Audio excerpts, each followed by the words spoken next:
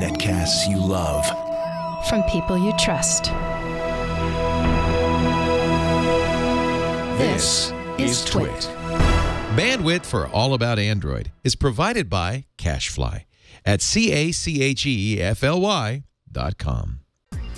This episode of All About Android is brought to you by WordPress. Your customers want to find you. Build a WordPress.com website and help them connect with your business. Get 15% off any new plan purchase at WordPress.com/allaboutandroid. And by ZipRecruiter. Are you looking to hire a tech professional? With ZipRecruiter, you can post to 100+ job boards, including social networks, all with a single click. Screen, rate, and hire the right candidates fast. Try ZipRecruiter for free at ZipRecruiter.com/twit.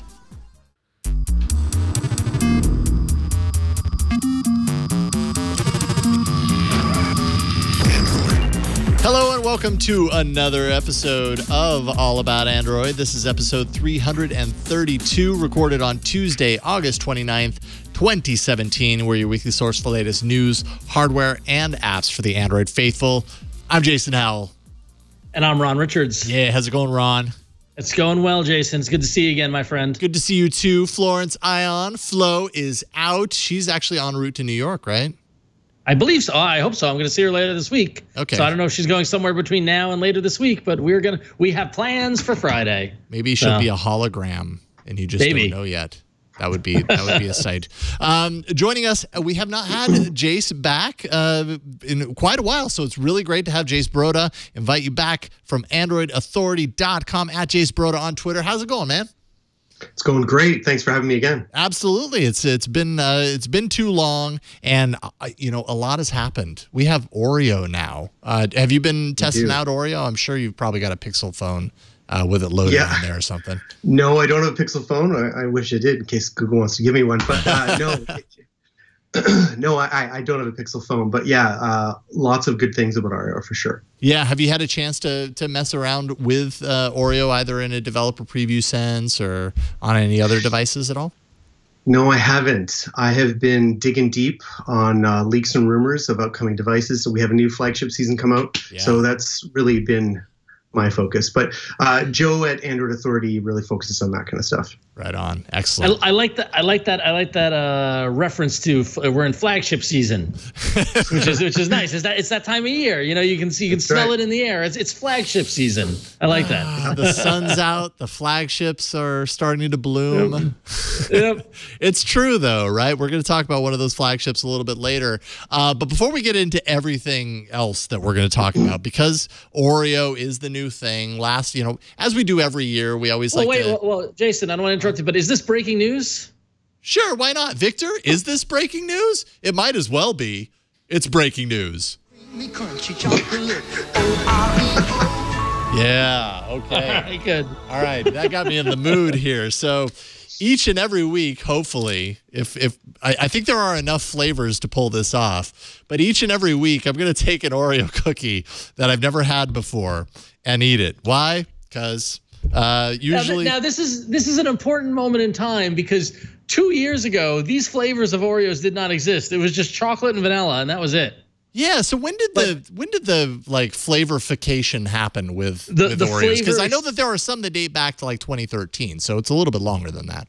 The flavor explosion, no, it's been in recent years as I guess someone in Nabisco was like, listen, we got to figure out some way to sell more of these Oreos. One thing we've learned. So I want to know, when was Oreo first? Like, when was it founded? Oh, okay. Well, so the history, Oreo was introduced on March 6, 1912. Okay. Which is 105 years ago.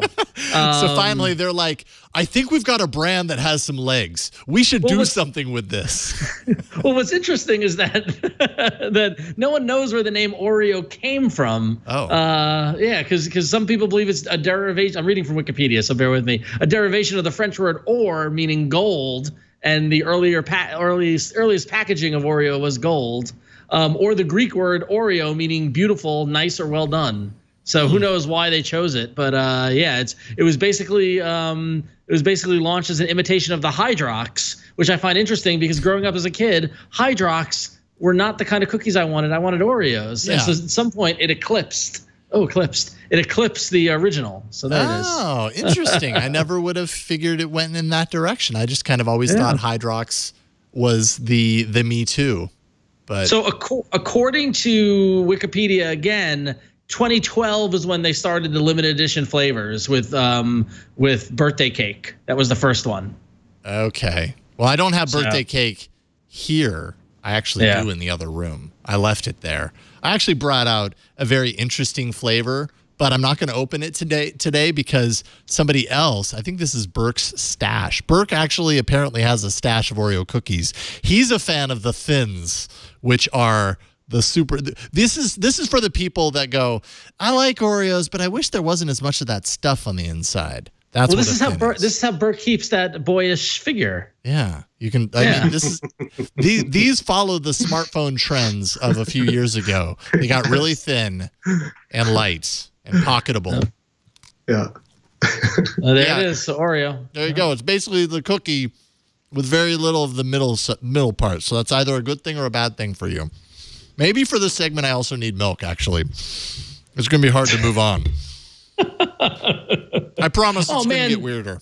Oh, Jason, there's a cookie dough Oreo out there in the world. Yeah. There's Neapolitan. There's so many flavors, so many weird flavors. What was the one that stood out for me? It was the Halloween one. Oh, the candy corn, right? Candy corn Oreo. Oh, hey, man, October is around the corner, my friend. I think that we might be having. Every time I see on Amazon one of these weird flavors from 4 years ago pop up, I'm gonna buy it and send it to your office, and they're just gonna have boxes of Oreos arriving. Yeah, for the next year. God. I am so not looking forward to this next year because I mean, don't get me wrong, I like Oreos, but anytime I've ever seen these weird flavors in the grocery, 214 of them. Anytime I've ever seen these weird flavors in the grocery store, I've thought, wow, that sounds disgusting. Like, why would you part ways with the thing that works? What do you think, Jace? Have you had any of these weird flavors? I have had none of those weird flavors, but I was just reflecting on Ron's comment. There was actually a public radio podcast in the U.S. that just came out last week about Hydrox. Is that what they're called? Yeah, Hydrox. And apparently there was a guy who was trying to start the brand up again. He bought the brand from Kellogg's. Wow. And wanted to start it up again to create an Oreo competitor. And I thought that was pretty fast. It failed miserably. But I thought it was a fascinating story. He's like, I'm going to give Oreo a run for its money. I mean, I think that's so funny. Like, even if you go to the Wikipedia page on Hydrox, it says Hydrox came out in 1908 by Leaf Brands, and it says that Oreo eventually exceeded it in popularity, which resulted in Hydrox coming to be perceived as the imitator, even though it was the original. What a horrible brand story that is. No kidding. You failed. What a great brand story, depending on how you look at it. Well, depending on which side. And what's ironic is that the people who created the cookie wanted the name to convey purity and goodness. And so it's just like Evil One, the evil Oreo one. It's so. Amen Ra in chat put it very well. He or she says, the Thins are whack. It's like eating a poker chip. And that is true. There it is. All right, so that's my review of the Thins. Next week we'll have a weird flavor because that's not really weird. I love this segment. I love this segment, and I hope someone makes a bumper for it. Oh, it's Jason's Oreo reviews. I love it. Let's do it. All right, it's out there. It's out in the world, and that needs to happen. We need an Oreo review bumper. I'd be so down for that. Just throwing that out there. If you want to take it and run with it, feel free.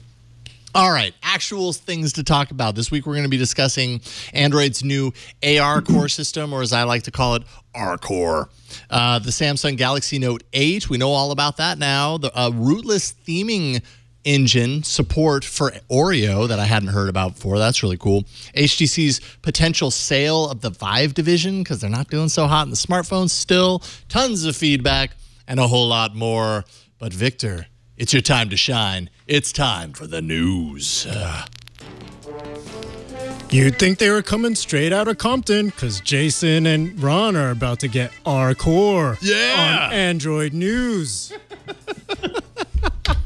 I like that you wavered a little bit. You hit like a little bit of a fishtail, and then you straightened out and you finished out strong. Yes, that was good, Victor. Yes. Good job. Yes, thanks. Yeah, it was a pretty long sentence, but that's okay. You nailed it. You're doing awesome, man. Thank you for that. Okay, so this kind of, I want to say this came out of nowhere, but ultimately it actually makes a whole lot of sense. And I wondered not if, but when Google was going to do this. Yesterday, it was Tango. The Asus Zenfone AR that I have right here is powered with Tango, and this has been kind of I wouldn't say a big release, but a big release for Asus and for Project Tango, especially in the last few weeks. Today, it's ARCore, or ARCore, Google's next step in bringing augmented reality to Android phones.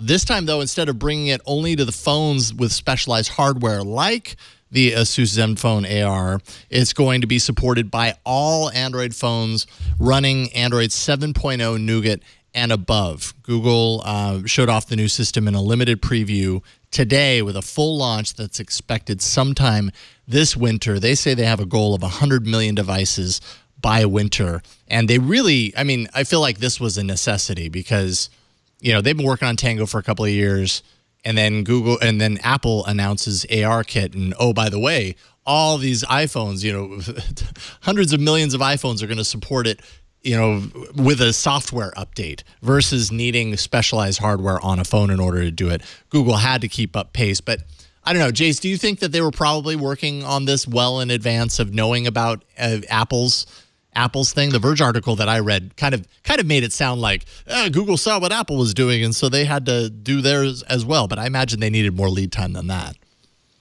I agree. I think they've been working on it for some time. But, I mean, Google's an engineering company at heart, and they're really good at making really, really cool stuff. Not as good as convincing the average user about why it's so cool. I mean, geeks understand why it's cool, and we get excited about it. Whereas Apple's just, you know, they can come out with something that someone else has produced for a while, and they call it revolutionary, and everyone believes it. So, yeah, I think Google's been up to that for a while. Yeah. What do you think, Ron? Are you excited about what you're seeing here? Does augmented reality excite you at all? Oh yeah, I mean, I love augmented reality. I've been very pro augmented reality all the way back to Google Goggles. Remember that? I mean, that was, you know, I think that augmented reality is a great tool to, you know, that when using existing hardware can show off what, you know, the kind of next phase of computing will be. And that, you know, like the Microsoft HoloLens demos to this day, and even, you know, live, you know, the stuff I've seen that, you know, has been beyond just the announcements and the demos, show that like the ability to add, you know, to augment your reality around you can be a real powerful thing for education, for learning, and even for gaming. I'm not surprised by this at all. I mean, I always thought the problem with Tango was all the hardware, right? We agreed, like it was so limiting already from that. Like, what was the application? In order for it to go beyond that, it would need to work just on or close to any phone. So, you know, whether or not Apple beating them to the punch somewhat, although not really, but in public perception, you know, but with, you know, because Tango doesn't have the words AR in it, or the letters AR in it, right? Yeah, that's true. So the branding of ARCore, I do wonder if that is an influence by Apple's announcement with ARKit, or ARCit, as I call it. I like ARCore. I think we call it ARCore. Yes, I just envision a bunch of people in a mosh pit when I hear ARCore. Yeah, it's ARCore. It's gotta suck to be Asus, right? You just release this phone with all the, you know, specialized hardware, differentiated, whatever, and then Google's like, oh, by the way, it's not so useful anymore. like 2 weeks later, they gave you the release. They gave you the 2-week release window, and they're like, all right, we did you a favor there. Now here's the new shiny thing that we're obsessed with. Well, what excites me the most about this is particularly the third option that The Verge talks about, the light estimation feature. So this allows the augmented reality to be better integrated into your real reality. It looks like it actually belongs there. Whereas the stuff we have right now, it's a cool graphic just kind of pasted on the image in your phone, right? And there's a lot of possibilities there. I mean, if you think just real estate alone, or if you go to Home Depot, I don't know if you guys have Home Depot in the US or not, but if you go to Home Depot and you look at a new dining room set or new drapes or something like that, you could be in your living room shopping there and say, hey, how would these drapes or how would this dining room set actually look in my house? That's something anyone can understand and anyone can use. But right now, when you have the AR, it looks so clearly out of place from what you're seeing. So it's cool and fun for something like Pokemon Go, but for more practical applications, it's still got a way to go. So that part really excites me. Yeah, that's like last week, Jason, with the thing that you brought to the arena with the dinosaurs, right? Yep. Which it looked really cool, but every now and then they jittered, or like you could tell they're not there, right? It needs to be smooth, and it's got to bridge that gap between experimental and something that just works.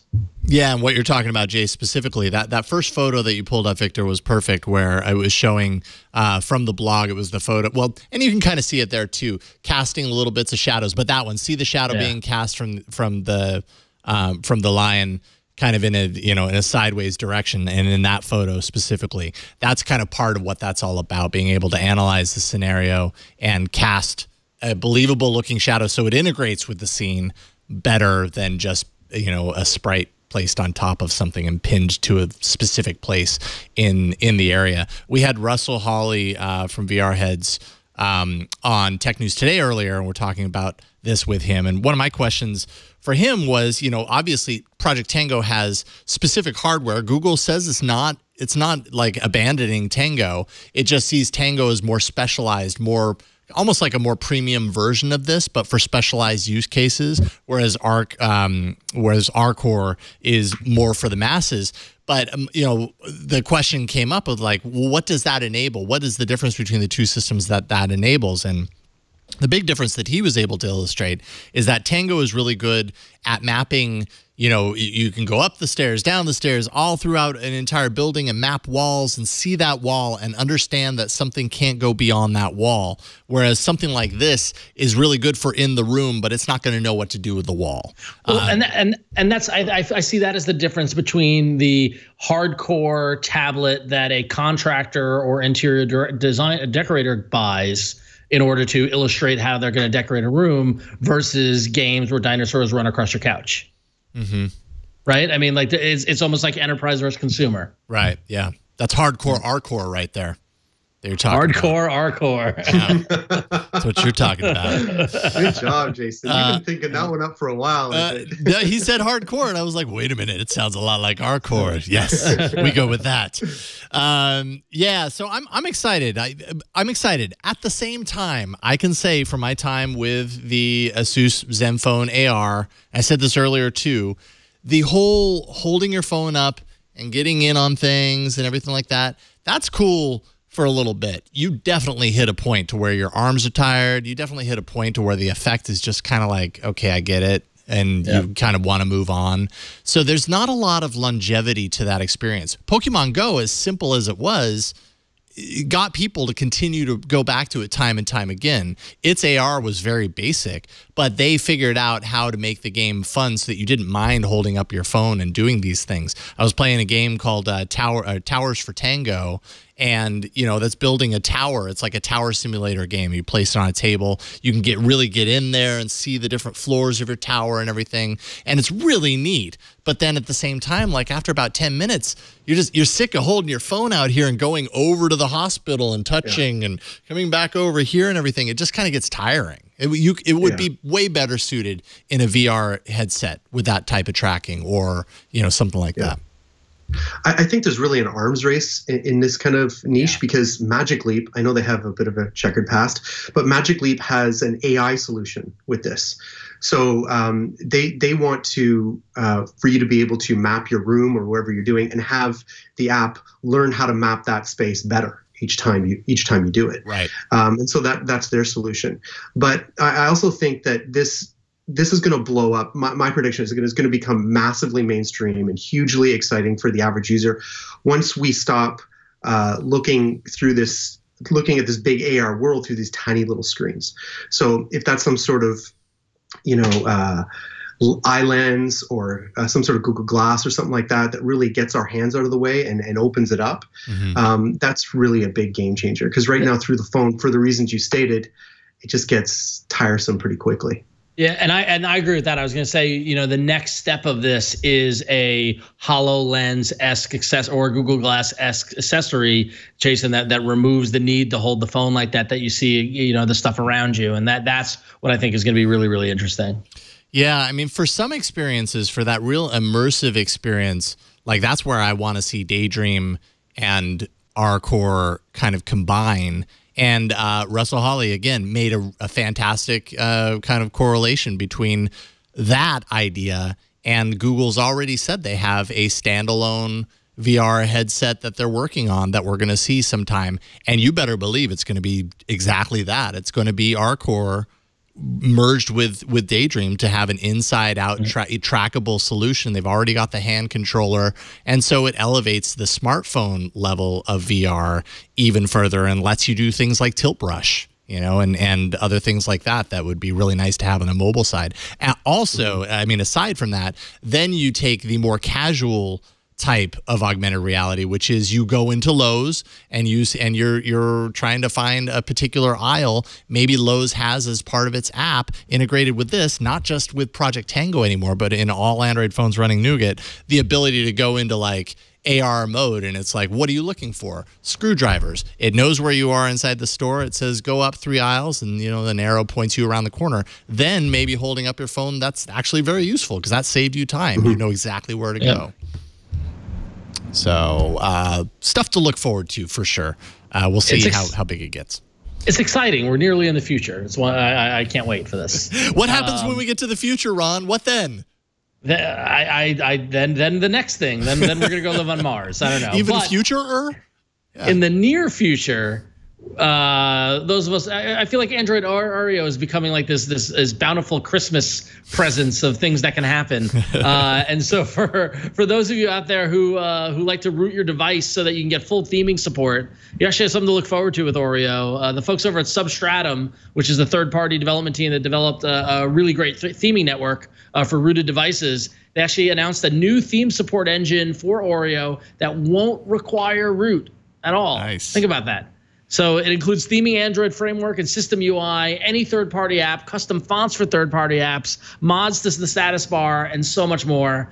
Usually, almost all of that stuff required root before this, but now Android Oreo is going to incorporate full support for Sony's Overlay Manager service, which is an evolution of Sony's runtime resource overlay that was included in Marshmallow, but actually sat dormant. You know how sometimes they do those kind of unpack and they realize some code is sitting there? Yeah. That Sony's runtime resource overlay was there, but now it's unlocked. And so no root is required, but ADB shell is required to grant privileges to Substratum in order to make the changes to the theme. So you're going to kind of have to know what you're doing. But once the theme is changed, it stays and survives rebooting, which is crazy. But the privileges to change them do not. So you need to use the ADB shell to do that again. And this is going to be a paid app. So they realize they've got a little gold here. And so they're going to make you pay for it. It's going to be released very, very soon. So the walls around rooting just continue to fall down. I mean, now we've got full theming. That's insane.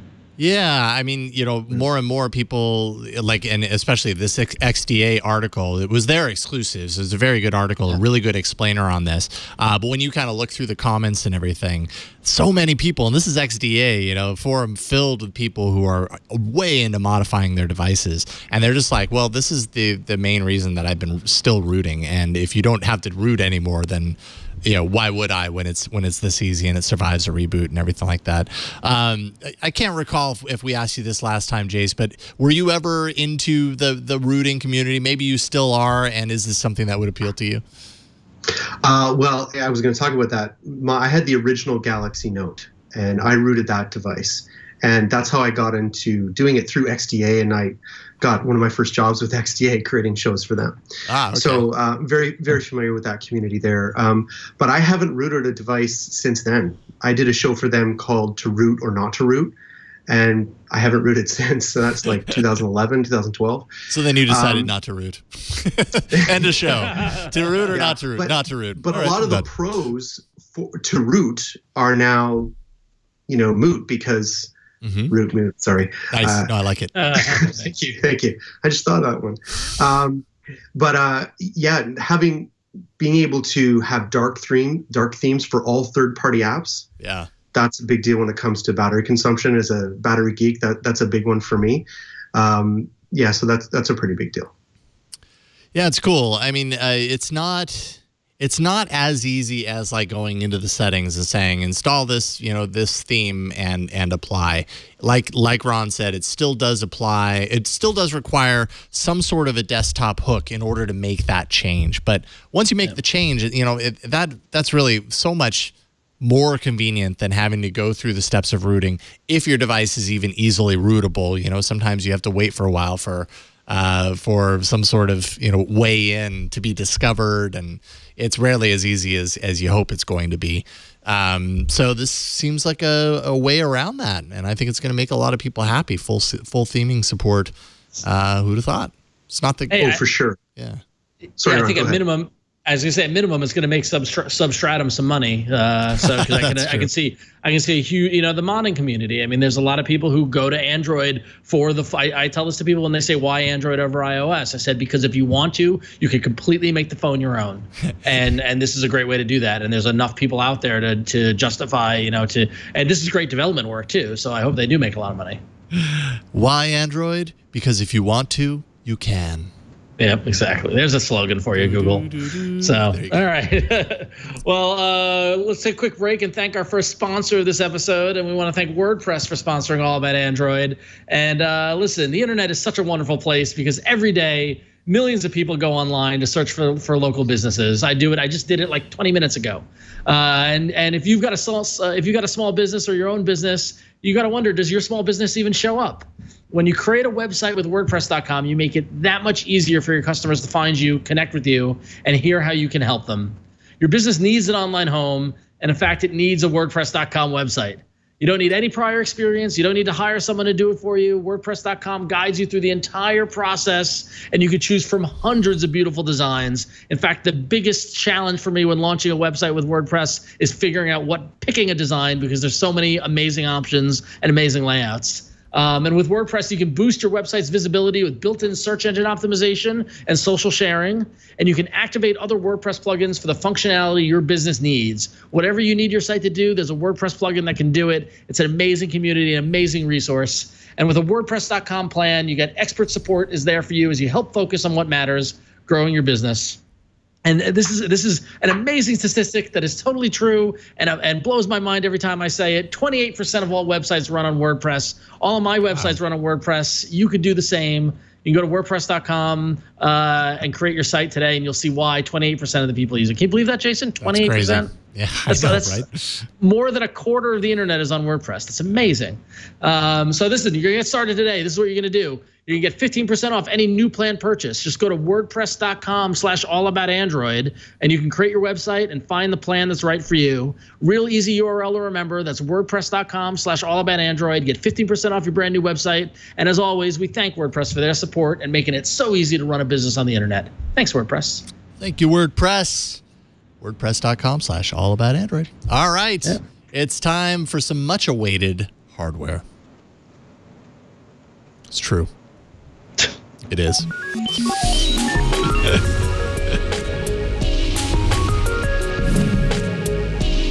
Because the Note series is always eagerly awaited, eagerly anticipated, even when the previous Note had so many issues.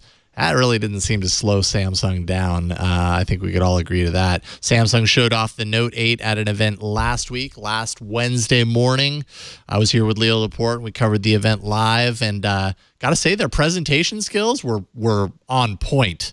They did a really good job with that event as far as they stepped it up. Yeah, the stage setup and everything was really cool. If you haven't seen video of it, you got to check it out. It's a really interesting display, and they didn't have any Broadway performers, romping through there. So that was a plus immediately.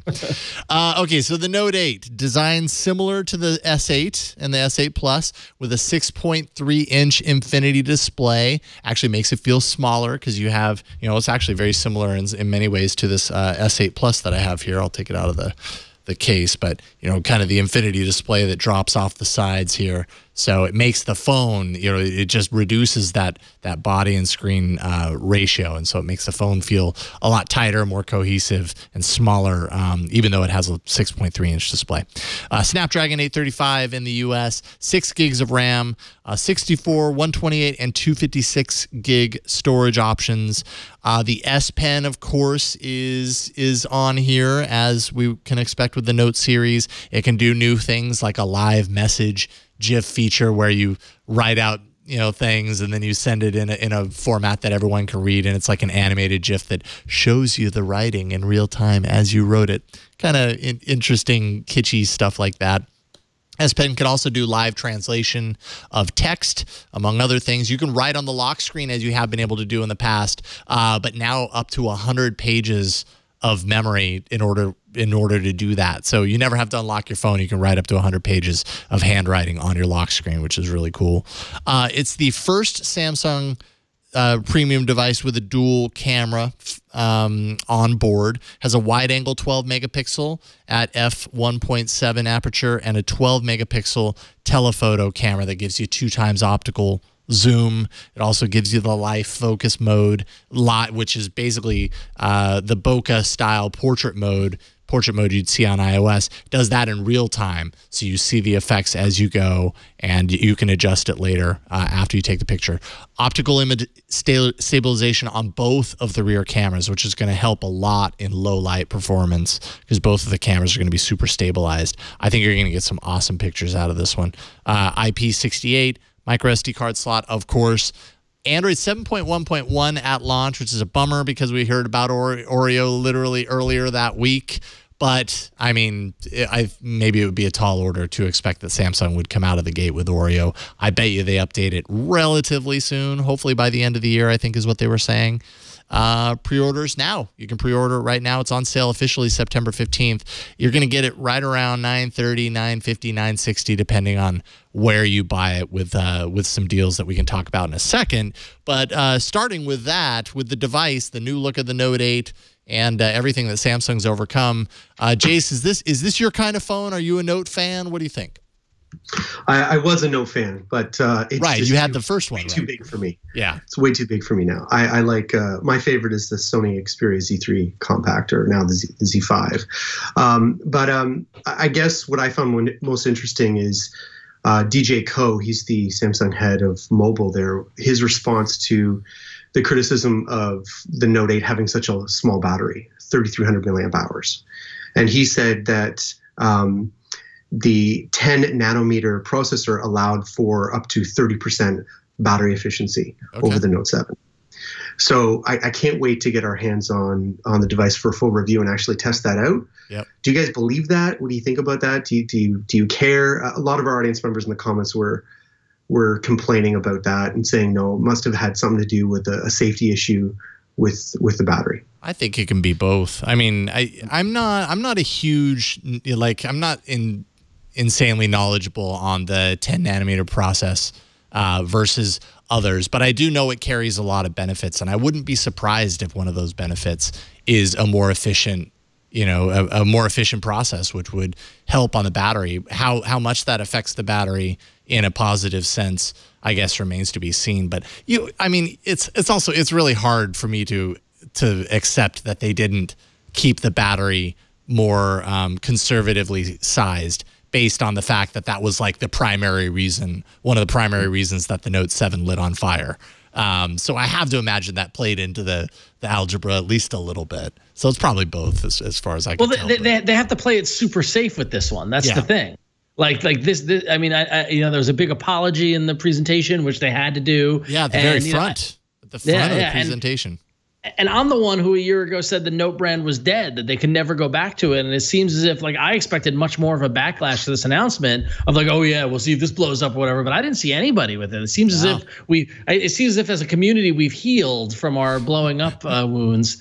But I get the sense that they're going to do everything in their power to make sure that these phones don't blow up ever. So I'm not surprised either. Yeah. Do you guys remember several years ago it came to light that Google, Facebook, and Apple, they all have their own sort of PR hack teams, right? So these are teams that clandestinely or secretly try and foil the competition, right? They put out or they seed negative articles or negative press about their competition, right? And it came to light that Mark Zuckerberg had a team that was trying to attack Apple, trying to attack Google, make Google look bad in the public press. And part of me just thinks Apple would do it. Apple would just look for any device that had a battery problem. I mean, if one or two of these devices just have some sort of a fluke problem, you got to think that Apple is just going to fan that flame and try and make sure that gets as much press as possible. I don't know how Samsung protects themselves against that, because they only have to make a tiny mistake, but the public's going to think it's a massive one. Yeah, but I mean, you got to give Samsung a lot of props for how they have maneuvered up until this point. And I mean, the S8, the S8 Plus has come out successfully. We haven't heard anything like that. I have to imagine somewhere along the line, one of those, because I mean, one of those have had to, there's had to have been a battery issue on a phone, and along the lines with the many millions of devices out there. I mean, it's a mathematical formula, a statistic that at least a certain percentage of things are going to happen to an incredibly small number of devices. It just so happened that with the Note 7, that was a larger number. It was still probably, in the grand scheme of things, tiny. Like most people had nothing to worry about, but it was large enough for Samsung to correct. And apparently they did a really good job of that, because people are not complaining and people are going back. And not only that, Samsung is making offers to anyone that had a Note 7, whether you returned it or not. You get trade-in value on a number of devices, including like the S7, which you could have got after the Note 7. They gave you the option to do that, as well as iPhones or whatever.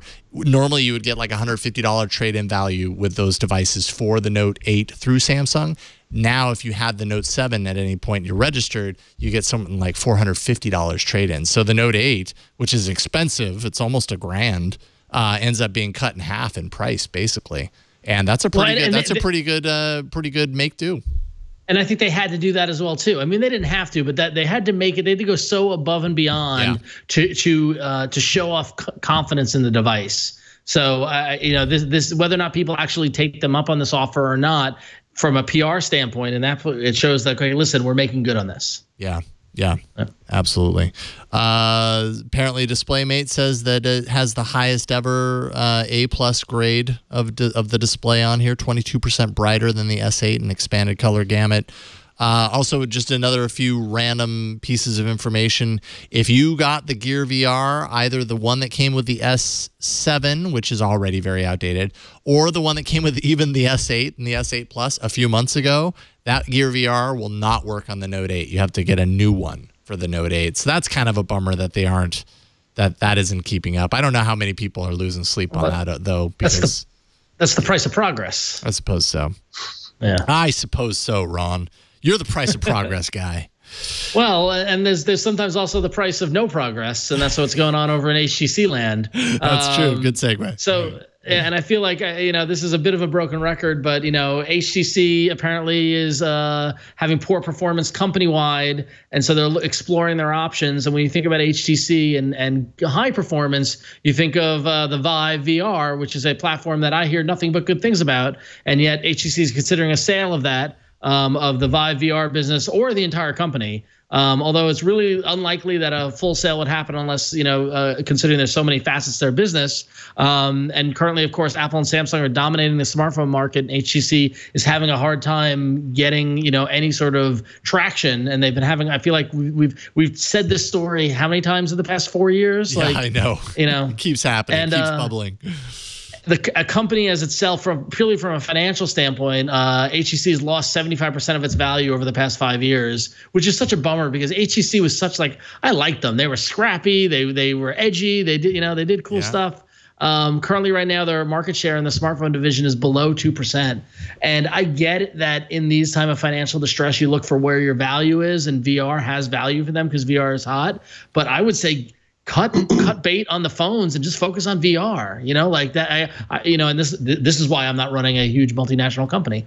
But it just seems as if like, don't explore to sell the good thing of your company. Get rid of the bad stuff that's keeping you down. That's just me. I don't know. But Jason, do you think we'll actually see Vive get sold to someone? Or? I don't know. And obviously this is a report to Bloomberg through Bloomberg. So it's not like confirmed. It's like they're exploring options. I can understand why they think to do that. I'm not sure that doubling down on the Vive would be a boon for HTC, only because at least at this stage, VR doesn't seem to be a boon in and of itself. Well, you know what I mean? Like Vive is really strong in the VR space, but the VR space is not that big, not compared to smartphones. And also, you look at the Oculus price has been dropping. I think I saw it on Amazon now for $399. Yeah, like, didn't that thing like launch at like $800? Right, like it's a temporary sale. They're doing it for the summer, and then they're going to boost it back up to the actual new sale price, which I think is $499 or something like that. But yes, it got a $200 drop. So did the Vive. Yeah. So they're both dropping price to kind of keep competitive with each other, and then also like you have to imagine like it's been out for a couple of years now. And the whole kit, like that's not the only cost. You also need a really great computer to run it, and so it's hard to get people through the door, and that's holding back large scale VR. Where do you stand on the VR side of things? Do you think HTC embracing Vive could be the ticket for the company, or do they need to get out altogether, Jace? Well, I think that AR has a lot better future than VR. But if I were HTC, of course, I'm not, but I would cut my losses and try and exploit a whole new niche and try and be first in that niche. I know it's easier said than done, but being as far back as they are in the smartphone market and the VR market, they just got to spend their dimes a little bit more wisely than that. I mean, I feel you, Ron, with the whole HTC thing. I mean, they were the first one to come with the HTC, 10. It was so gorgeous, and they were one of the first manufacturers to make an Android device look beautiful. And I know there's a lot of hardcore HTC lovers out there, and I was hoping they could succeed in VR. But there's got to be, there is another niche somewhere around the corner, 18 months or 3 years from now, and I'd love to see HTC exploit that. But I have a feeling that they're not going to do that. I mean, Steve Jobs predicted that HTC was on a slow death, and he was right about that. No, that was a while ago too. Yeah, it's been pretty slow, but it's been very slow. True. What could HTC do to innovate in smartphones to like reignite its brand? Like they've tried the squeezable side frame thing. And I mean, that's neat. I mean, at this point, innovation in smartphone, it's really impossible to do that, right? It's very rare. The market's matured now. So you have, you have your high end manufacturers like Samsung, and you have the Chinese just taking over everything else, the entry level and mid tier. Yeah. I mean, in the notes we were talking about the Xiaomi Mi Mix 2. I mean, I know that device isn't going to be here in the West for most people, but that is a sick device for. It's not cheap, but it's not $1,200 or in Canadian $1,200 for the Samsung Note 8. Yeah. So for $600, you are getting a fantastic device.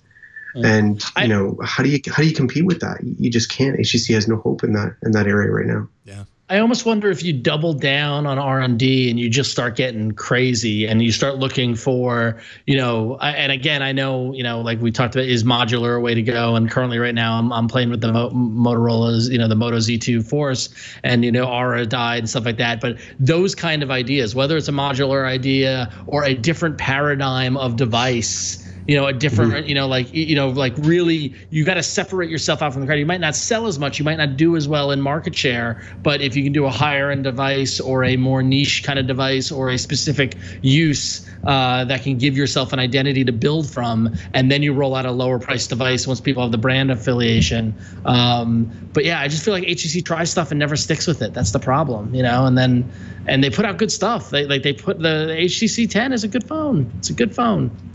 Yeah, I guess the question I have for any company that's struggling in smartphones right now is if they were to do what Samsung has done, if HTC put out the Note 8 would it be as successful as it's going to be with Samsung? And I think no matter what, the answer is no, because Samsung has the history, it has the brand affinity built up, it has insane amounts of marketing power, and it's just impossible for anyone to compete, period. You can challenge, you can battle for different segments of the market, but it's diminishing returns compared to what Samsung and Apple have been able to pull off. $14 billion annually in a marketing budget for Samsung. That's tough to compete with. You can't compete with that. Not if you're HTC. Massive, yeah. That's intense. Well, let's see here real quick before we take a break. We might as well talk a little rumor because it's always fun talking rumors. EvLeaks strikes again with more details on the next Pixel devices and the upcoming event. Little pieces of information here, not much to talk about, but powered by Snapdragon 836, not the 835, which is what we've seen so far. I'm sure it'll be some sort of an incremental update, but I'm curious to know what that brings. If it's a little bit, if it brings a little something extra, maybe it's just an incremental update to the processor and it's not that significant at all, but it's the first one to be carrying this as far as I know of. And then the event is apparently, at this point at least, to be held on October 5th. So we have a date-ish to look at, and I'm sure that'll probably change as we get closer. Maybe a random solar eclipse will come along and they'll move it to match that, although I doubt that. Because that doesn't happen. So there you go. We have an idea of an event that we'll definitely be talking about in a month. I guess it's like a day off of the time last year that it happened. So Google's really punctual. They really like having these things like pretty much on the same day. And are we excited, Ron? I know. I saw this when it came out, and I think the Snapdragon 836 is interesting. I don't know. I've been playing with a Pixel. A friend of mine lent me his Pixel to get, kind of give a test drive, and so I've been bouncing between that and the Moto Z2, and it's a good phone. And as I'm trying to decide on what my next phone is going to be, the Pixel 2 is going to have to blow me away, I think, for me to upgrade from a regular Pixel if I had a regular Pixel. That's kind of where I'm at. We'll see what they roll out with it, but I'm not totally blown away by these leaks. Yeah. Maybe they'll give you a good upgrade plan like Samsung did. That'd be cool. I don't know. What phone are you using right now, Jace? Did you mention that earlier? Me? Yeah. Yeah, I have multiple phones. Oh, okay. I have one of those. There's some apps I can't do without, but I'm a Sony guy. I love this Sony compact so much. I bought like 3 of them. Gave one to my wife and son, and I used another one too. So love Sony for sure because they give you that flagship power in a compact device. Ah, okay. Right on. Mm-hmm. But just a note on the Pixel. I'm excited that the fact that they're going to have a 5-inch option, and that's fantastic. And there was lots of hope from the original Pixel, or lots of hope for the original Pixel when it came to the Google Assistant. There was going to be, souped up features on that Google wanted to show off. And I know it's a tired subject, but I got to ask, why should we care about the Pixel anymore? Why should we care about a Google device that's premium priced and just does a lot of things that OEMs are already doing? The Nexus 5, I fell in love with Android with the Nexus 5. And not just geeks. You saw civilians on the street buying Nexus 5s and loving them. And then, being introduced to what was possible with Android, especially vanilla Android. We don't have any of that romance, that love for Pixel. And it's a bit of a heartbreaker because we know Google can do it. Mm-hmm. It's funny you say that because recently on the show we've been talking about the concept of if there was an Android Hall of Fame, the first phone inducted would be the Nexus 5. Absolutely. Yeah, absolutely. And I agree with you.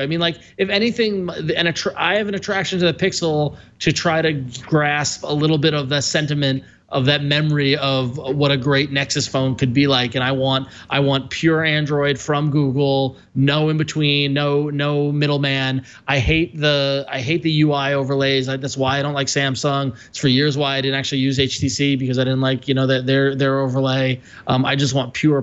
That's what's attracting me to the Essential.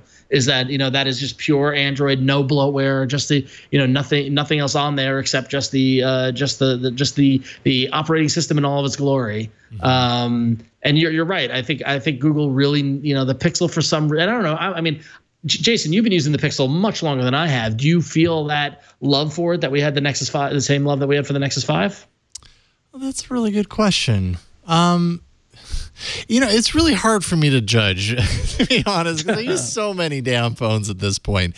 I will say that I'm always happy when I get to go back to my Pixel. You know what I mean? Like I test a lot of phones. It's always really nice the day that I'm like, okay, I'm done testing. I get to go back to my phone, and I really do like the Pixel for that. I don't know if that's just because it's my phone and it's set up the way I want, and I can use it more passively than other things. But I mean, I actually really do like the Pixel a lot. I'm looking forward to the next step. I appreciate that the Pixel is a design language that's closer to Google's heart. Yes, it's more expensive, and there are certainly reasons to complain about that when you compare it against features that are missing, like waterproofing and a few other things. But I don't know. I enjoy using it. I certainly enjoy using it more than most of the Nexus devices that I have had in the past. It's hard to compare it though to the Nexus 5 because the Nexus 5 was such a long-standing, great phone. It also was an insane value. And because you spend that little on a device, you don't expect it to be that good, and it was, and it lasted for a long time. So that's a hard one to compare it to. Meanwhile, this is going to be a year old, and I will be happy to get the next one. But maybe that's just like the upgrade, addiction. Yeah. More than anything. But I do like my Pixel a lot. So. Y'all should let us know how you feel about this. This is a great topic to email in, AAA@twit.tv. Let us know what you think. We're going to take a break and thank a sponsor, and then we're going to answer a bunch of your feedback. You guys sent us some really great stuff, and I'm loving that we're getting more of it in on the show lately. It's awesome. Keep sending it in. But let's take a break and thank this week's sponsor, and that is ZipRecruiter. If you're in charge of hiring, you already know that you have the most important job at your company. The people that you hire, they're going to make or break your business. But do you know where to post jobs to find the most qualified candidates? It can be really difficult. I mean, the internet's a really big place. You want to find those people. They are everywhere. You want to find the right qualified people, and that's not always so easy. ZipRecruiter will connect you to the most qualified candidates for any job, including highly sought after tech professionals. With just one click, you can post your job to 100+ job sites. Their powerful technology efficiently matches the right people to your job better than anyone else. That's why ZipRecruiter is different. Unlike other job sites, ZipRecruiter doesn't depend on candidates finding you. It finds them. In fact, 80% of employers who posted a job on ZipRecruiter get a qualified candidate through the site within one day. So no more juggling emails, no more calls to your office. You simply screen, rate, and manage candidates all in one place with ZipRecruiter's easy-to-use dashboard. Connect with a wide variety of professionals, including IT experts, and take your company to the next level. That's all you need to do. More than 300 million applications have been delivered. And if you're currently searching for a job, well, here you go. ZipRecruiter will help find your future job in any industry, including technology, government, business, finance, and so much more. You can upload your resume and apply with one single click. Be sure to check out ZipRecruiter's blog for recruiting tips and career advice as well. Find out today why ZipRecruiter has been used by businesses of all sizes to find the most qualified job candidates with immediate results. And right now you can post jobs on ZipRecruiter for free. That's right, free. All you have to do is go to ZipRecruiter.com/twit. That's ZipRecruiter.com/twit. And we thank ZipRecruiter for their support of All About Android. All right, extended feedback time, or we've got like a few here, so we'll tear into as many as we can before the arena. So Ron, you got the first one, go. Yeah, first email comes in from Chris, who thanks us for doing a great show. And he says, been listening for a bit now as I mourn Windows Phone 8.1, and I'm trying to decide what my next device will be. I saw this today, and I thought I'd share it in case you ran out of cookies. And so Chris shared a photo with us that we could take a look at. But we want to thank Chris for thinking of us as we continue Oreo-palooza. Oreo churros. Oreo meets the churro. What? Just when he thought it was safe, It's the ultimate mashup. They're churros that are they're Oreos in the shape of a churro, or churros that are tasting with cream filling like Oreos. The Oreo hybridization is just it's too much for me to handle. Yeah, I don't know how deep we go on this one. Have you ever heard of Oreo deep. churros, Jace? I've never even heard of these things. No, I haven't. Sorry. Does it sound delicious at all? Apparently, you're supposed to heat them and eat them. You heat and then you serve. Wow. That's what the is old a churro? A churro is there's the Canada talking. Yeah, churro it's a mainstay of Disneyland and of other amusement parks. It's a Mexican cinnamon flavored doughy stick. Yeah, it's kind of like a donut, but it's in stick form. It's usually Mexican, warm. Yeah. Yep. You go to Disneyland. You get a corn dog and a churro and a balloon, and you're having the best day of your life. Until you ride one too many roller coasters. Right. Exactly. Yep. Churros often look like that. Yep. Or sometimes just long, not loop long. arounds like that. Yeah. Right. Yep. So dusted with cinnamon. Yeah, a lot of you find them at the fairgrounds and stuff like that a lot of the times. Yeah. Okay, great. So I guess we have to add that to our list. I don't know if we go into the hybrids, but I'm very curious. I tell you, Jason, if it's got the word Oreo on it, I want you eating it at some point in the next year. Oh man, I'm going to gain some weight over the course of this next year, I bet. You don't have to eat the whole thing. You don't have to eat the whole thing. Just one bite. That's all it is. Believe me, that's all I need is a bite. I force myself to eat the whole thing, and it's just all about Android is just not the time to sit down with a stack of cookies. Yeah, but I will, and I will for you. We have a voicemail to 347-SHOW-AAA. You can leave us a voicemail if you like. David did, and this is regarding security updates. Hi AAA crew, it's David from Brisbane, Australia here. You've been talking about Sony's and how hard they are to buy in recent episodes, and just to let you know that I had to replace my LG G3 because of the flip chip problem and bought a Xperia X Performance online from Hong Kong. And it's a great phone, but one thing that really surprised me with it is that it's actually getting the Android security updates on a regular basis. I've had 3 since June, and just last night I got the August security patch from Google. And before that I've had LG and Samsung phones, and they've only ever had operating system updates and never had a security update. So very pleasantly surprised to find that Sony's updating a phone that was a flagship in early 2016. So it might be a bit hard to find in the US, but for listeners in other parts of the world, it might be an option if they want an up-to-date phone with good security support. I love the show, been a long time lurker. Cheers. Thank you, David. Thanks for leaving us a voicemail. And this is like the perfect episode because, I mean, Sony is one of those manufacturers that comes up on the show. And to us anyways, Sony is a curiosity. Like we've played around with Sony devices and everything, but you just really don't see them in large numbers in the US. Jace, you've already mentioned on this show a couple of times that you're a big fan of the Sony devices because they're smaller. What has your experience been as far as updates and security updates go for older devices? Uh-oh, we're muted. Hold on, Jace. Sorry, can you hear me now? Yeah. You got it? Yeah. They haven't been as fast as his updates, but pretty fast. I haven't had a problem. It was relatively lean OS. There wasn't any bloatware on it at all for the most part. That's why I liked it. But yeah, I mean, I had to buy them off eBay or Amazon. There's no other place to buy them here, for sure. I mean, you can get the large, Xperia Performance and Xperia X and all that, but the compacts you can't get here. They're just not popular. So you have to buy them through other means. But as far as the updates, pretty good. Not Nexus, but pretty good. It's hard. Yeah, it's hard to compare against I have to official compare. updates. Mine. Android's breaking my heart. Yeah. What about your device, the one you're on right now? Has it like seen any security updates lately, or at what point does it stop? Yeah, well, I think the one I have is stopped now. I mean, they promise 18 months, right? Now we're past that, so I don't think we've gotten any updates at all. But yeah, Sony's pretty good about it, but they're not great. Mm-hmm. They're pretty good.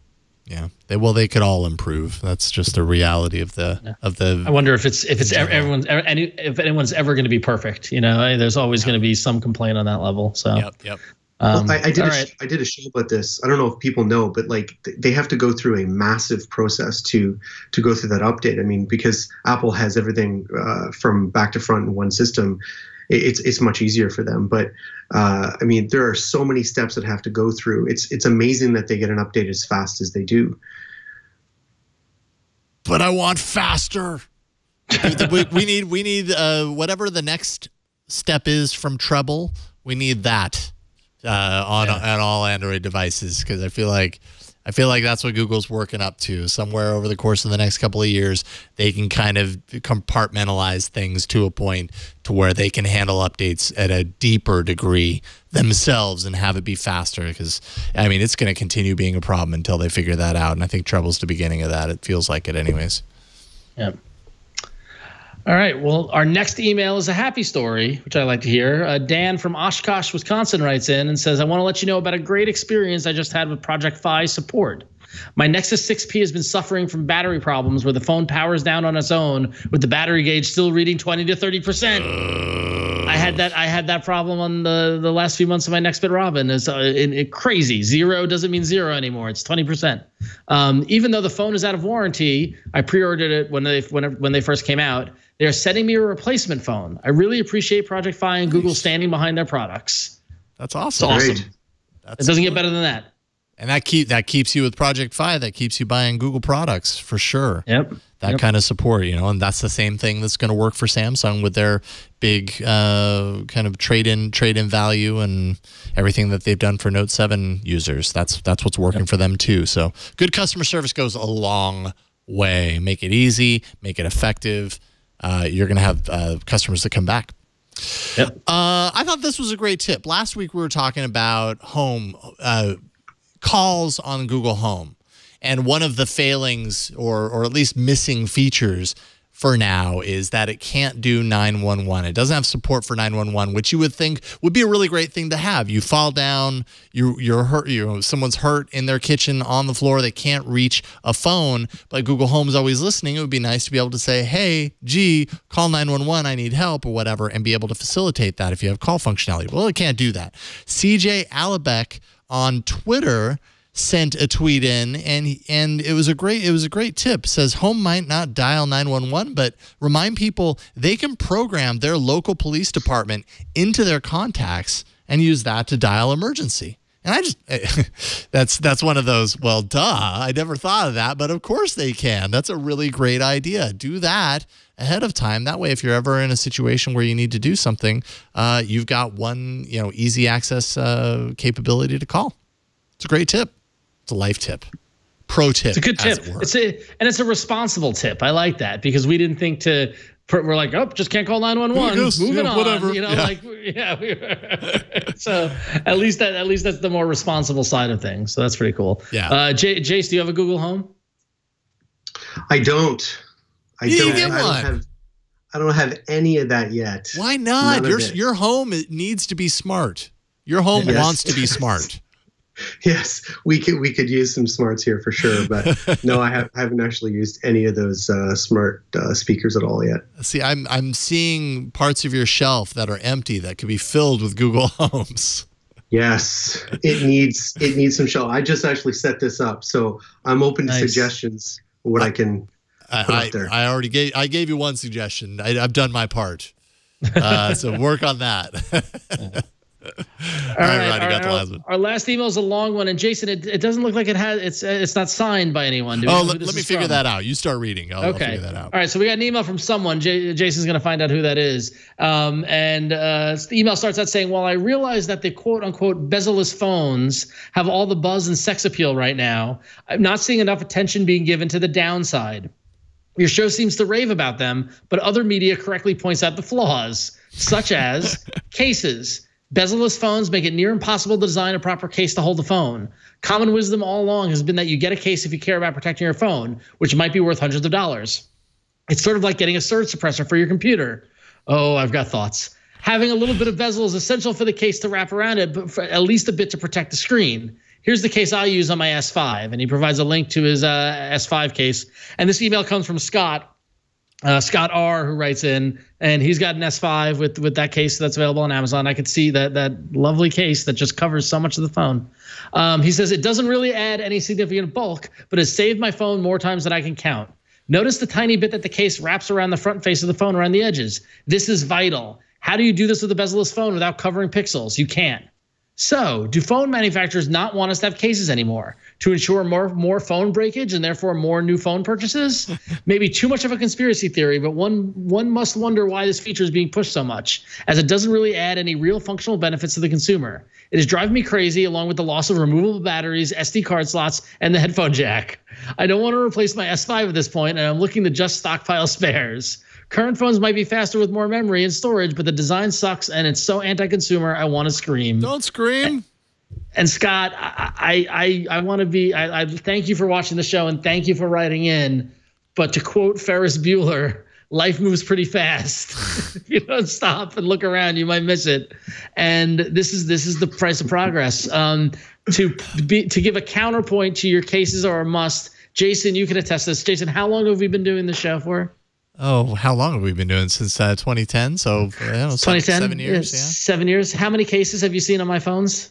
No cases. I've never bought a case. Yeah. I've never bought a case. In 7 years, how many phones have I broken? I don't think that you've broken any, have you? Broke one phone. Oh. I dropped the Nexus 5 on a marble bar. That's right. Yep. Okay. And I caught the corner and shattered, and then I bought another Nexus 5. Right. I didn't buy another case. Right.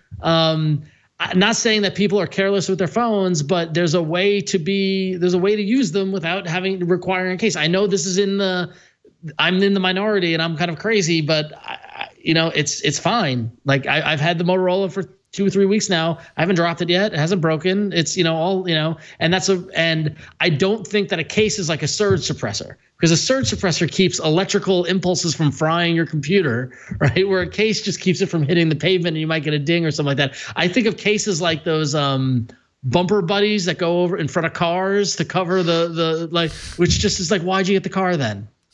Right? So that's just me. The headphone jack is gone, guys. The ship has sailed on the headphone jack. It's not coming back, right? And I'll be honest with you, I'm saving this for my Motorola Z review, but having the dongle with the headphones has been fine and it's been not a problem. But for the first time ever, I'm like, maybe I'll get some Bluetooth headphones. Like I'm actually considering Bluetooth headphones, because it just it'd be really nice to not have this wire dangling from my ears all the time.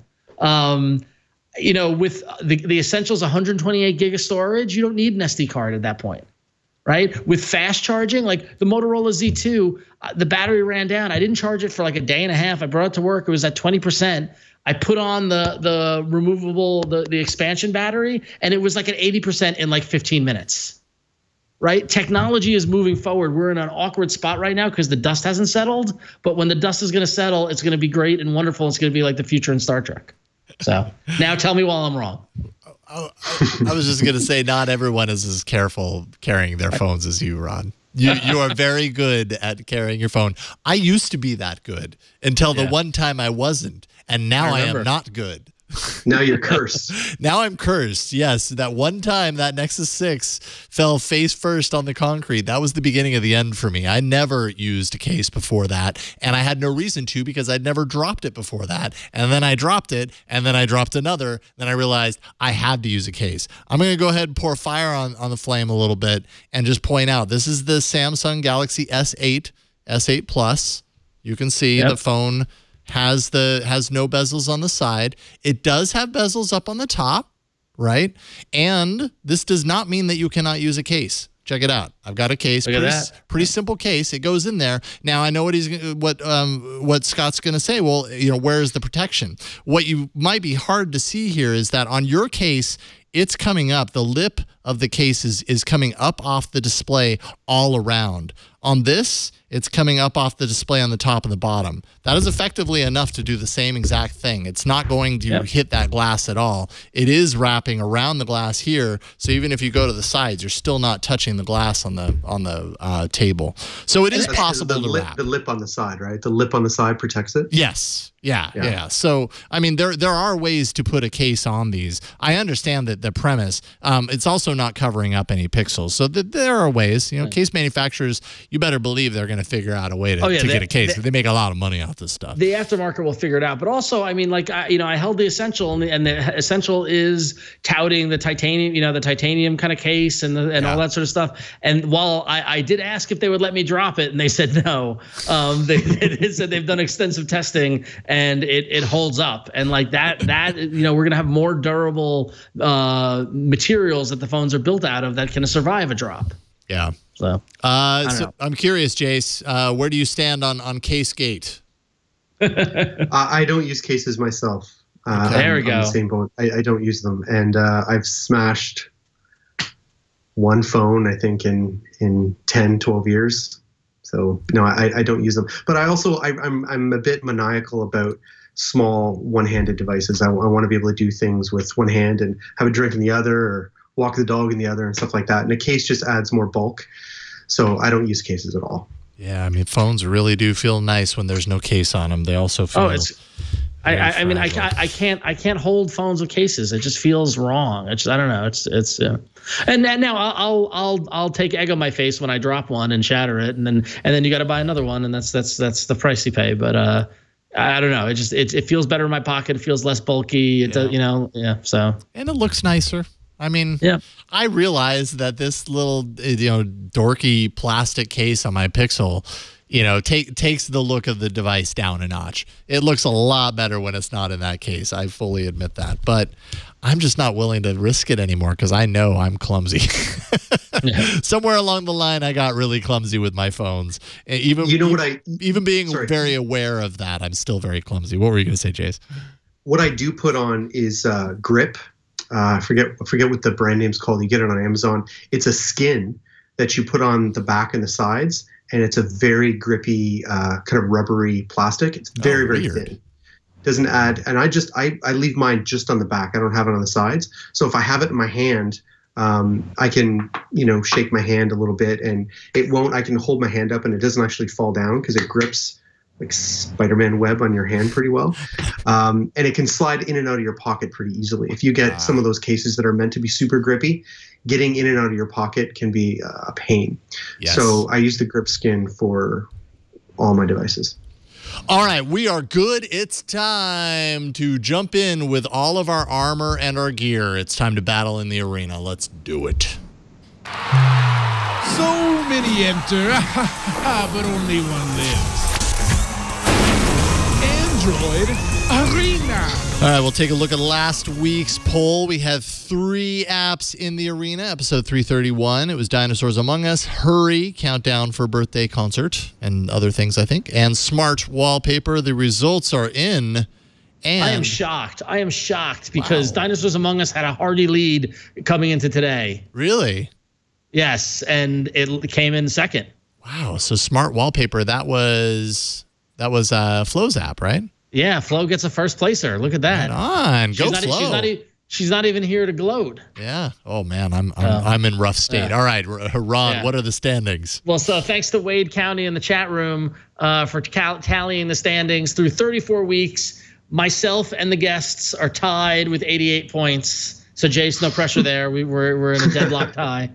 Flo is in second. She has gone from last place now to being 1 point out of second place with 87 points. Dang! Although not being here doesn't really help her very much. No. And then Jason, you are sitting in last with 84 points, but you could easily be back in it with a win this week, man. You could easily make it happen. So. Oh, boy. Yeah, just real quick because I didn't read them on the for the audio listeners. Smart Wallpaper first at 40%. Dinosaurs Among Us second at 38%. So it was very close. And then Hurry last place at 22%. That means Ron is the returning non-winner. I am the returning non-winner too, but winner-er. Winner-er. I guess. So, Ron, I guess that means you go first.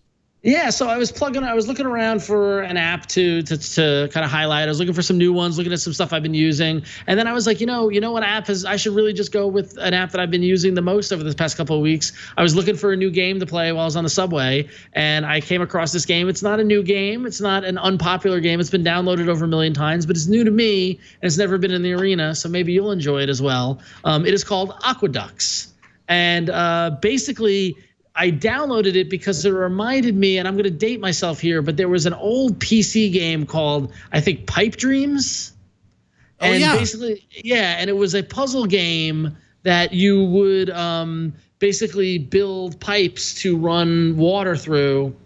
No, I'm sorry. It was called Pipe Dreams. That's what it was. Or Pipe Mania. That was also what it called too. No, Pipe Dream. It was called Pipe Dream. It was by LucasArts, and it was amazing. And so Aqueducts kind of is reminiscent of that. What you've got is a series of aqueducts that by tapping on the different pieces, they rotate in shape. And the idea is to get the water from the source to the other end of it in one straight streaming flow. And it kind of follows the same kind of, step-by-step levels like Angry Birds, that Angry Birds model. But here we are, see Jason, he's got the water there to the left, and he can rotate the pieces of the aqueduct. And as he rotates them, they come together and the water continues to flow, and the whole goal is to get it to the other end. And you got to figure out the puzzle because sometimes the pieces don't fit, and it gets, as they introduce different shape pieces, it gets more complicated. You got to rotate that one. There you go. Now there you go. So give another rotate there. There it is. Oh, one more. And so what's interesting is that the device it uses to get you to either win or lose is there are two kind of choices, and you just made a dead end. That didn't work.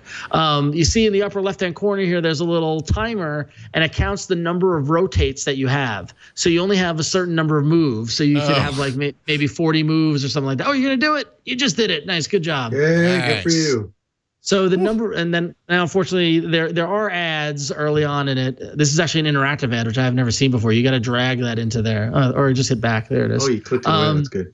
So so now there's either moves where it counts the number of moves, and the faster you do it, the more points you get. Or some of them have a timer, a countdown, and so you're being timed. You got to do it as quickly as possible. And it's all the same shape pieces. There's some curved pieces. There's some straight pieces. There's a couple of T-bone pieces that can let you, kind of have the water split in two directions. Some really challenging puzzles. They do a really good job of getting you on board very quickly. As soon as you open the game starts. There's no tutorial or anything like that. They just kind of throw you right into it. And it's kind of it's this level-based game that you feel really satisfied when you figure something out that you've been stuck on. And they do a really good job at, it's got the pretty kind of 3D design. It's got some soothing music. It's a fun game. Now, what I also liked about this is that it's free to download. And then every now and then in the first 3 kind of map levels, you hit that arrow, there you go. Pause right here for a moment, Jason. So here you're on level 1 where there are 6 games, right? There are 6 kind of levels. And then if you go to level 2, there's 7 more. And then after you finish level 3, starting at level 4, they're all unlocked, but it's pay what you want. And there's everything from 99 cents to $2 to $3.99 to $4.99 or to 0, right? And if you pay 0, it continues to give you ads. But if you pay as little as 99 cents, it unlocks all the ads and it unlocks all the levels, and you don't get any more ads, which I thought is a really nice kind of touch. And pay what you want is really kind of, I feel like, user empowering in that regard. It's like, you're enjoying the game, great, pay what you think it's worth. And so I pay $2.99 because I want to support the developers that are entertaining me.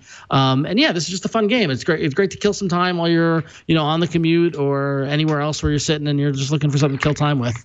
So yeah, Aqueducts, free in-app purchase. Reminds me of Pipe Dreams, one of my favorite games from the 90s. So nice. I love it. This is addictive and I can't stop. Yep. I love the art style too. It's got a nice, very nice. Oh man, I might be fast on. I'm quick on this one. Boom. Oh yeah. It's like I'm an Aqueducts pro. Yeah. I like the subtle Roman kind of aqueduct kind of, stylized, kind of approach. So yeah, cool. Aqueducts. and free with in-app purchases. Pay what you want and reveal all levels when you do that. Yeah. Awesome. Great pick. Let's see here. So, Jace, I have your app installed, and I can't wait to hear what you have to say about it. Yeah, me too. All right, talk about it. I'll show it off while you chat about it. Okay, so what they're laughing about is the fact that I'm going to take a hit right away because the design of the Android version of this app is less than stellar. Okay, it's Pocket Informant. Now, stop giggling because this app does some crazy good stuff. So, it's someone who spent, I don't know, my wife doesn't watch it, so I can say it, like $200 or $300 trying to find a great calendar, task manager, life organizer app. This hits the sweet spot because the problem is a lot of these apps are either super simple, too simple. They're not geared towards power users. And the ones that are geared towards power users are super freaking complicated and time consuming. I mean, you have to set aside organization time to organize your app, right? It's ridiculous. So now this hits a sweet spot because you can spend just minutes a day organizing your week, your month, or whatever, and it does all the typical things you want. You want it to sync across multiple devices. It also syncs cross-platform. So if you're like many people and you have an Android phone but you have an iPad, those devices are going to sync up no problem.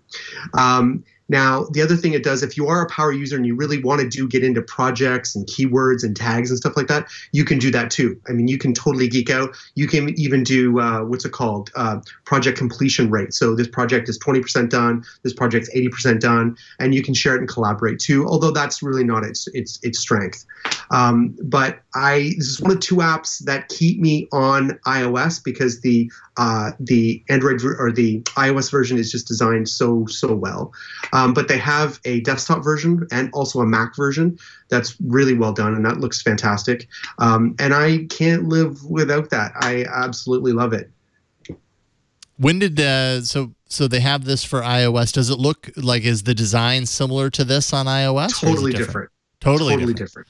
So they need to update their design money on iOS, not Android, unfortunately. But the functions are still in the Android version. Got it. So if we clamor enough, they're going to change the design and make it look like it should. Sure, they will. If everyone rises up and votes for this in this week's arena, they're going to update this app. They haven't updated it since November 25th, 2015, but they are going to update this app, by God. I promise you that. I had to choose an app that I was passionate about and ready to fight for.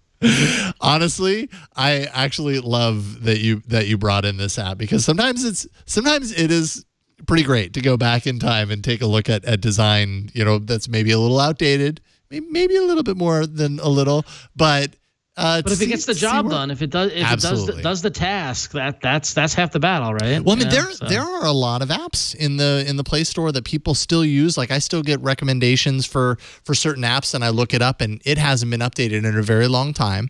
But I mean, people swear by this app. They've been using it for years. They know how it works. It does exactly what they need to do, and yeah, like why wouldn't they recommend it? Because it fills that need, So.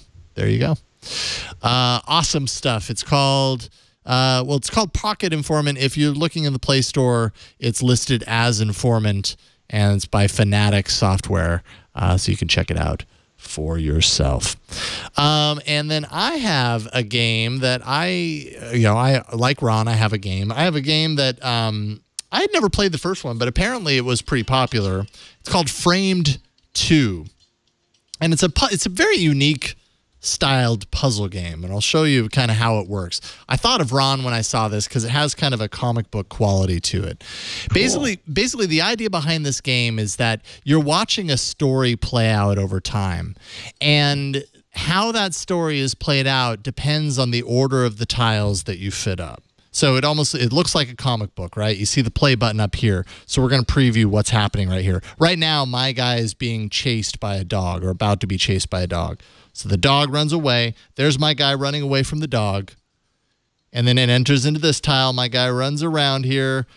Oh, the dog catches me and I'm dead. So that's obviously the wrong sequence.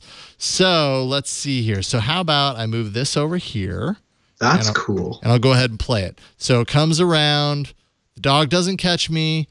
and I'm able to jump the fence. The dog doesn't catch me. Great. All right. So I made it to the next one. So now I'm going to go over to the bicycle and I'm going to ride away. But what do you know? I enter the next frame and there's the guy that arrests me and I'm done. So, and I hate to say that I had to look this up because this had me stumped for like 15 minutes. And I was like, I don't get it. Like I played with all the orders and I couldn't figure it out. And I realized something new about this game. So let's see. Let me try and remember how I do this again because now that we're live, I'm not remembering exactly how it goes. So I might still mess it up. But the guy runs around, then comes here. Then I think I go, which way do I do? Do I go like this? Can't remember. Okay, runs around to the bike. And then, let's see here. Goes there. Yep, over onto the board, out. Oh. And I come around behind the guy and I win. So I've just passed the level.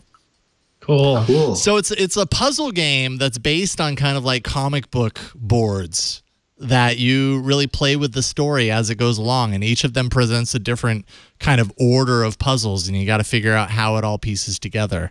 Very unique, totally unique art style. Tells us a cool story. See, I just fell into the water, and that's it. So I would have to figure it out and redo it. And as you saw in the last one, it's not always as simple as put them in order and let go. Sometimes you have to reorder them as you're going to play things twice in order to get through. Anyways, it's called Framed 2. It's a $4.99 game. It was on sale not too long ago. I got it for way less than $4.99, so a little pricey for a game, but it's a lot of fun, and I guarantee you it's going to take you some time because these puzzles are really well thought out, and just the art style is just worth it. And while you're at it, check out Framed 1 because apparently it's a very popular series. The first one was extremely popular. I had never heard of it, but now I want to play it because this one's so much fun. So, Framed Part 2. All right. That's the arena. We've got twit.to/AAA poll 332 to place your vote for your favorite app or game from the episode. Is it Aqueducts? Is it Informant? Or is it Framed 2? Twit.to/AAA poll 332. You can place your vote, and we'll check in on it next week and see who wins for the week. And it's getting close.